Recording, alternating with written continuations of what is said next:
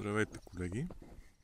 Днес за пореден път, благодарение на невероятната поддръжка, който е получавал моя автомобил в авторизирания сервис на марката, ще се занимаем с поредния, макар и дребен, но проблем. А именно смяна на осветлението на огледалата, на страничните огледала. Ето тук отдолу има това осветленице, което вече е демонтирано. Аз снимам клипчетата обикновено постфактум поради две причини. Първо, защото не мога едновременно да работя и да снимам, и второ, защото не винаги съм сигурен в успеха на начинанието. По различните интернет форуми, клипчета и така нататък, западни, обясняват как бъркате тук с отверка и нещата се решават. Обаче не е обяснено какво точно и как се бърка. Значи, ако бръкнете просто така с отверката, ще установите, че отзад има твърда пластмаса. Затова лекичко се светвате с нещо или така чрез напипване откривате ето тук. Виждате как пропадна отверката, има една дупчица. Трябва обаче да знаете точно колко да вкарате отверката през тази дупчица и сега ще ви обясня защо. Ето това е плафончето.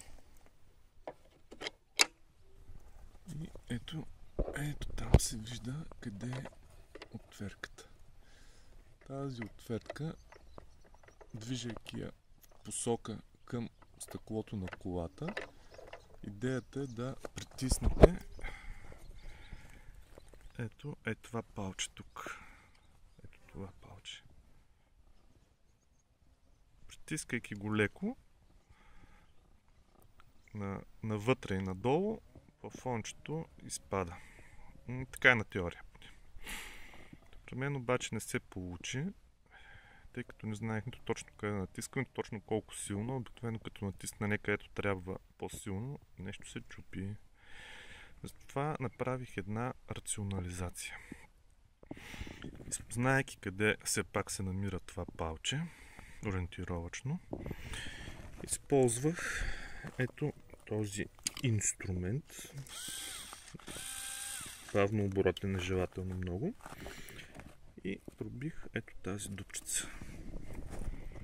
Видите ли, тая чудесна малка дупчица, през която бръкнах с тази мъничка отверка и притиснах въпросното палче и то си излезе. Общо взето елементарно. Всичко това трябва да се върши естествено доста нежно. Притискайки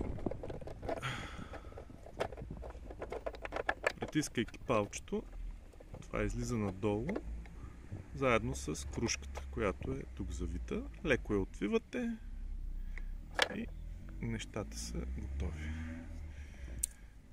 Поставянето е по-лесно по обратния ред, няма нужда от отвертки и каквото и да било. Слагате си крушката. Важното е тези зъбчета да влязат първо внимателно назад. Притискате нагоре да щракне и всичко е готово. Успех!